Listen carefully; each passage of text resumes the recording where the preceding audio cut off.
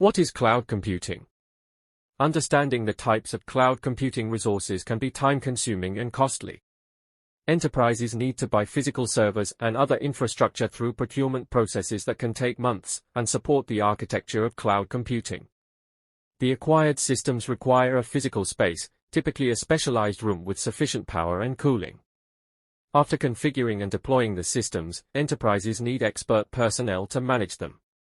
This long process is difficult to scale when demand spikes or business expands. Enterprises can acquire more computing resources than needed, ending up with low utilization numbers. Cloud computing addresses these issues by offering computing resources as scalable, on-demand services. Learn more about Google Cloud, a suite of cloud computing service models offered by Google. Get started for free. Cloud computing defined. Cloud computing is the on-demand availability of computing resources, such as storage and infrastructure, as services over the Internet. It eliminates the need for individuals and businesses to self-manage physical resources themselves, and only pay for what they use. The main cloud computing service models include infrastructure as a service offers compute and storage services, platform as a service offers a develop and deploy environment to build cloud apps, and software as a service delivers apps as services. Understanding how cloud computing works. Cloud computing service models are based on the concept of sharing on-demand computing resources, software, and information over the Internet. Companies or individuals pay to access a virtual pool of shared resources, including compute, storage, and networking services, which are located on remote servers that are owned and managed by service providers. One of the many advantages of cloud computing is that you only pay for what you use. This allows organizations to scale faster and more efficiently without the burden of having to buy and maintain their own physical data centers and servers. In simpler terms, cloud computing uses a network, most often the Internet, to connect users to a cloud platform where they request and access rented computing services. A central server handles all the communication between client devices and servers to facilitate the exchange of data. Security and privacy features are common components to keep this information secure and safe. When adopting cloud computing architecture, there is no one-size-fits-all. What works for another company may not suit you and your business needs. In fact, this flexibility and versatility is one of the hallmarks of cloud, allowing enterprises to quickly adapt to changing markets or metrics. There are three different cloud computing deployment models: public cloud, private cloud, and hybrid cloud. How does cloud computing work? Rather than owning their own computing infrastructure or data centers, companies can rent access to anything from applications to storage from a cloud service provider. One benefit of using cloud computing services is that firms can avoid the upfront cost and complexity of owning and maintaining their own infrastructure, and instead simply pay for what they use when they use it. In turn, providers of cloud computing services can benefit from significant economies of scale by delivering the same services to a wide range of customers. What cloud computing services are available? Cloud computing services cover a vast range of options now, from the basics of storage, networking and processing power, through to natural language processing and artificial intelligence, as well as standard office applications. Pretty much any service that doesn't require you to be physically close to the computer hardware that you are using can now be delivered via the cloud,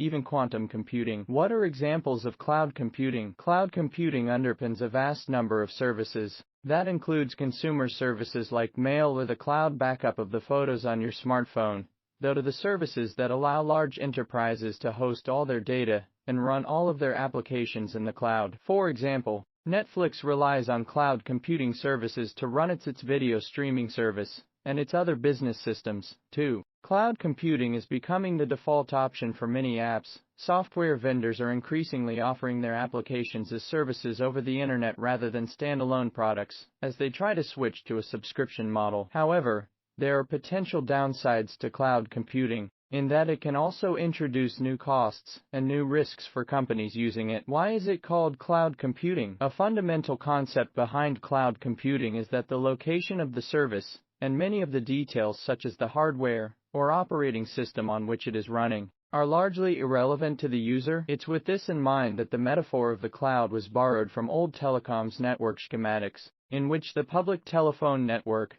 and later the Internet, was often represented as a cloud to denote that the location didn't matter. It was just a cloud of stuff. This is an oversimplification, of course. For many customers, location of their services and data remains a key issue. What is the history of cloud computing? Cloud computing as a term has been around since the early 2000s, but the concept of computing as a service has been around for much longer, as far back as the 1960s, when computer bureaus would allow companies to rent time on a mainframe, rather than have to buy one themselves. These time-sharing services were largely overtaken by the rise of the PC, which made owning a computer much more affordable, and then in turn by the rise of corporate data centers where companies would store vast amounts of data. But the concept of renting access to computing power has resurfaced again and again in the application service providers, utility computing, and grid computing of the late 1990s and early 2000s. This was followed by cloud computing, which really took hold with the emergence of software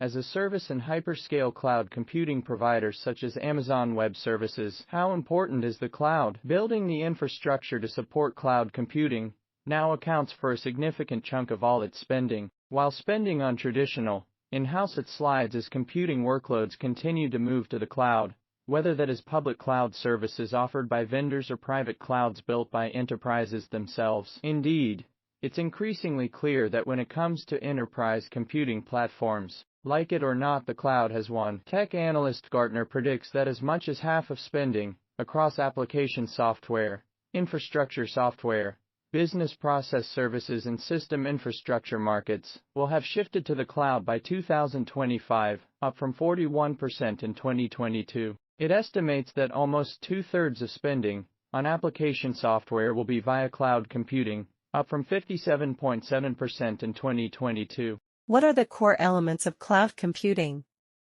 Cloud computing can be broken down into a number of different constituent elements, focusing on different parts of the technology stack and different use cases. Let's take a look at some of the best known in a bit more detail. What is infrastructure as a service? Infrastructure as a service, IaaS, refers to the fundamental building blocks of computing that can be rented, physical or virtual servers, storage and networking. This is attractive to companies that want to build applications from the very ground up and want to control nearly all the elements themselves. But it does require firms to have the technical skills to be able to orchestrate services at that level. What is platform as a service? Platform as a service, PaaS, is the next layer up, as well as the underlying storage, networking, and virtual servers. This layer also includes the tools and software that developers need to build applications on top, which could include middleware, database management, operating systems, and development tools. What is software as a service? Software as a service, SaaS, is the delivery of applications as a service, probably the version of cloud computing that most people are used to on a day-to-day basis. The underlying hardware and operating system is irrelevant to the end user, who will access the service via a web browser or app. It is often bought on a per-seat or per-user basis. SaaS is the largest chunk of cloud spending simply because the variety of applications delivered via SaaS is huge, from CRM such as Salesforce, through to Microsoft's Office 365. And while the whole market is growing at a furious rate, it's the IaaS and PaaS segments that have consistently grown at much faster rates. According to analyst IDC, this highlights the increasing reliance of enterprises on a cloud foundation built on cloud infrastructure, software-defined data, compute and governance solutions as a service, and cloud-native platforms for application deployment for enterprise IT internal applications. IDC predicts that IaaS and PaaS will continue growing at a higher rate than the overall cloud market as resilience, flexibility, and agility guide IT platform decisions. What is multi-cloud computing? While the big cloud vendors would be very happy to provide all the computing needs of their enterprise customers, increasingly businesses are looking to spread the load across a number of suppliers. All of this has led to the rise of multi-cloud. Part of this approach is to avoid being locked into just one vendor, which can lead to the sort of high costs and inflexibility that the cloud is often claimed to avoid, and part of it is to find the best mix of technologies across the industry. That means being able to connect and integrate cloud services from multiple vendors is going to be a new and increasing challenge for business. Problems here include skill shortages, a lack of workers with expertise across multiple clouds, and workflow differences between cloud environments. Customers will also want to manage all their different cloud infrastructure from one place, make it easy to build applications and services and then move them, and ensure that security tools can work across multiple clouds, none of which is especially easy right now. What are the benefits of cloud computing? The exact benefits will vary according to the type of cloud service being used, but, fundamentally, using cloud services means companies not having to buy or maintain their own computing infrastructure. No more buying servers, updating applications or operating systems, or decommissioning and disposing of hardware or software when it is out of date, as it is all taken care of by the supplier. For commodity applications, such as email, it can make sense to switch to a cloud provider, rather than rely on in-house skills. A company that specializes in running and securing these services is likely to have better skills and more experienced staff than a small business could afford to hire, so cloud services may be able to deliver a more secure and efficient service to end users. Using cloud services means companies can move faster on projects and test out concepts without lengthy procurement and big upfront costs, because firms only pay for the resources they consume.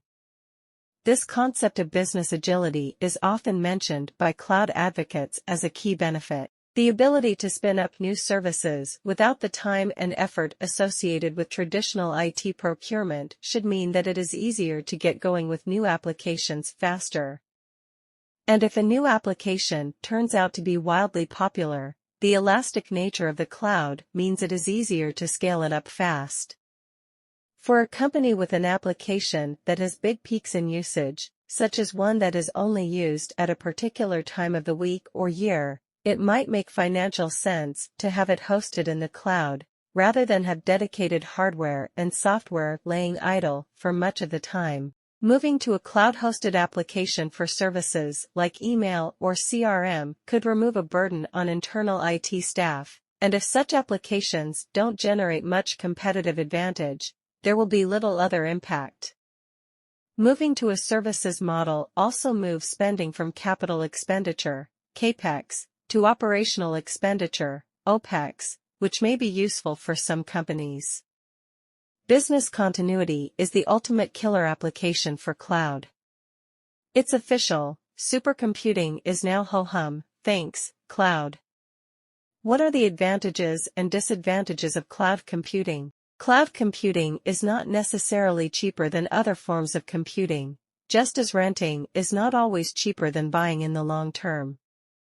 If an application has a regular and predictable requirement for computing services, it may be more economical to provide that service in-house. Some companies may be reluctant to host sensitive data in a service that is also used by rivals. Moving to a SaaS application may also mean you are using the same applications as a rival, which might make it hard to create any competitive advantage if that application is core to your business. While it may be easy to start using a new cloud application, migrating existing data or apps to the cloud might be much more complicated and expensive. And it seems there is now something of a shortage in cloud skills, with staff with DevOps and multi-cloud monitoring and management knowledge in particularly short supply. In one report, a significant proportion of experienced cloud users said they thought upfront migration costs ultimately outweigh the long-term savings created by IaaS. And of course, you can only access your applications if you have an internet connection. What is cloud computing adoption doing to IT budgets? Cloud computing tends to shift spending from CAPEX to OPEX, as companies buy computing as a service rather than in the form of physical servers. This may allow companies to avoid large increases in IT spending, which would traditionally be seen with new projects. Using the cloud to make room in the budget might be easier than going to the CFO and looking for more money.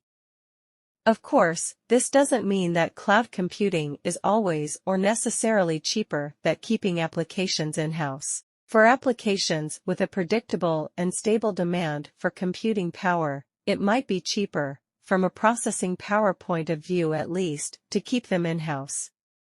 Cloud computing spending is growing even faster than expected. How do you build a business case for cloud computing? To build a business case for moving systems to the cloud, you first need to understand what your existing infrastructure actually costs. There's a lot to factor in, obvious things like the cost of running data centers, and extras such as leased lines, the cost of physical hardware, servers, and details of specifications like CPUs, cores, and RAM, plus the cost of storage. You'll also need to calculate the cost of applications, whether you plan to dump them, rehost them in the cloud unchanged, completely rebuilding them for the cloud, or buy an entirely new SaaS package. Each of these options will have different cost implications. The cloud business case also needs to include people costs, often second only to the infrastructure costs, and more nebulous concepts like the benefit of being able to provide new services faster. Any cloud business case should also factor in the potential downsides, including the risk of being locked into one vendor for your tech infrastructure. See multi-cloud above. Cloud computing, how to build a business case. Cloud computing, what it's like to make the move. Cloud computing adoption. Analysts argue that as the cloud now underpins most new technological disruptions in everything from mobile banking to healthcare, usage is only going to grow. It's hard to see many new technology projects being delivered that don't harness the cloud in some way. Gartner says that more than 85% of organizations will embrace a cloud-first principle by 2025 and will not be able to fully execute on their digital strategies without it. The analyst says new workloads deployed in a cloud-native environment will be pervasive, not just popular, and anything non-cloud will be considered legacy. By 2025, Gartner estimates that over 95% of new digital workloads will be deployed on cloud-native platforms, up from 30% in 2021. And if that sounds unrealistic, it may be that figures on adoption of cloud depend on who you talk to inside an organization. Not all cloud spending will be driven centrally by the CIO. Cloud services are relatively easy to sign up for, so business managers can start using them and pay out of their own budget without needing to inform the IT department. This can enable businesses to move faster, but also can create security risks if the use of apps is not managed. Adoption will also vary by application. Cloud-based email is much easier to adopt.